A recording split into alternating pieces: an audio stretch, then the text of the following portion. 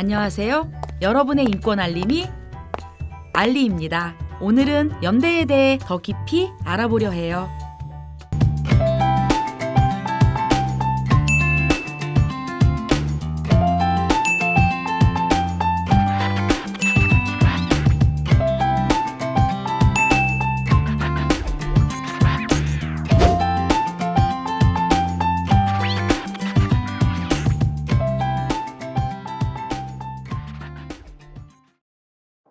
우리 사회에는 억압과 지배, 그에 따른 침묵이 가득합니다. 억압과 지배를 갈등으로 억눌린 침묵을 질문을 주고받는 대등한 관계로 바꾸는 것이 연대입니다. 연대는 그저 사이좋게 지내는 것이 아닙니다. 동등한 관계에서 갈등하는 것이 연대입니다. 억압하고 지배하는 관계가 아니라 문제를 놓고 다툴 수 있는 동등한 관계로 전환시키는 힘이 연대입니다. 여기 겉으로는 화목하고 평화로운 집단이 있습니다. 하지만 자세히 들여다보면 사정은 달라집니다. 먹고 살려고 비위 맞추는 거죠. 살아남으려면 그저 주는 대로 받고 군소리 없이 납작 엎드려야 해요. 동등한 관계로 이루어진 사회는 갈등을 지혜롭고 평화롭게 다루며 공존하는 사회입니다. 우리는 모두 다릅니다. 동시에 우리는 모두 인간입니다. 서로의 차이를 적대적으로만 받아들이면 인간답게 살아갈 수 없습니다. 서로의 동질성을 찾고 인간성에 대한 존중 속에서 그럭저럭 지낼 만한 관계를 만드는 것은 건강한 사회를 유지하는 힘이 됩니다. 네덜란드의 정치학자 휜스테러는 저서 시민권 이론에서 그것을 갈등을 꾸준히 섭취하는 시민들의 광합성이라 말했습니다. 우리 학교 출신 아니잖아. 어떻게 이 자리에 다른 학교 출신이 올 수 있어? 아이고 고양이 같네. 앞으로 나에게 형님이라 불러. 아우를 잘 보살펴 줄 테니. 우리끼리를 챙기면서 남들에게는 무자비한 모습은 역사에서나 여러 사회에서 쉽게 찾아볼 수 있습니다. 우리는 순수한 민족이야. 이 불순물을 제거하고 우리 민족끼리 살아야지. 우리 인종이야말로 가장 우수하고 깨끗한 유전자를 갖고 있어. 살 가치가 없는 존재를 돌보는 것은 돈 낭비야. 그 자원을 회수해서 쓸모 있는 데 쓰면 좀 좋아? 나치가 주장했던 인종주의는 지금도 사라지지 않았습니다. 우리 주변을 돌아봅시다.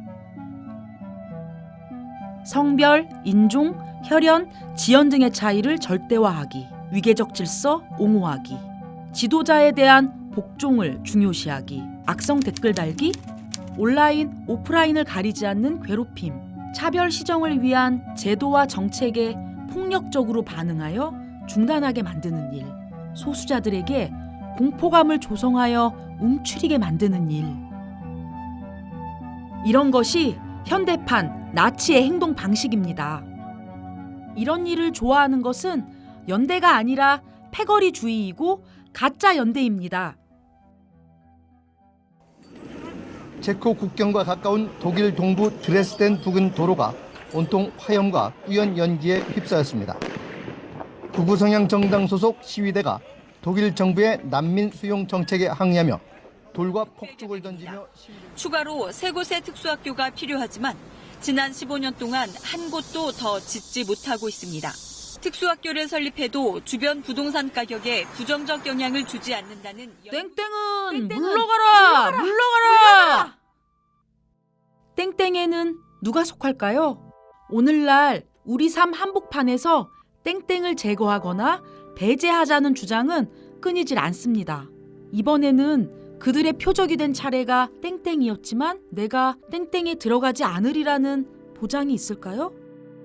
가짜 연대는 동일성을 강조합니다. 가짜 연대에서 강조하는 동일성은 약자와 구별지어 자신들의 특권을 주장하는 속성을 가졌습니다. 가령 나는 남자야, 나는 백인이야. 나는 어디의 국민이야 같은 주장입니다. 가짜 연대는 수평적 관계가 아니라 수직적 구별을 좋아합니다. 우월한 피, 우월한 인종, 우월한 민족, 우월한 성별이 따로 있다고 주장합니다. 가짜 연대는 민주주의를 싫어합니다. 가짜 연대는 지도자를 숭상하며 지도자를 정점으로 형성된 수직적 관계에서의 절대적 복종을 즐깁니다. 가짜 연대는 타자에 대한 멸시와 배제를 선동합니다. 타자를 멸시하고 밀어내는 말과 행동을 세게 할수록 자기 집단 내에서 자기 위치가 올라간다고 생각하고 멸시와 폭력적인 행위를 즐깁니다. 이런 동일성의 집단이 아무리 강하다 할지라도 인권에서의 연대와 동등하게 취급될 수는 없습니다. 타자의 인권을 무시하는 결합은 겉보기에 아무리 힘이 세더라도 연대가 아닙니다. 인권을 위해 연대한 역사적 사례를 살펴봅시다. 같이 싸웁시다. 나치에 맞서 저항한 독일의 숄스 남매는 각각 고등학생과 대학생이었습니다. 이들은 히틀러를 대학살자로 묘사한 소책자를 만들어 시민들에게 뿌렸습니다. 이들은 공개적으로 히틀러를 반대했고 동료 시민들에게 이에 동참하라고 권했습니다. 나치 친위대에서 일하기를 거부하거나 유대인을 숨겨주는 것도 대단한 용기가 요구되는 일이었지만 개인적으로 도덕적인 양심을 지키는 방식에 가까웠습니다.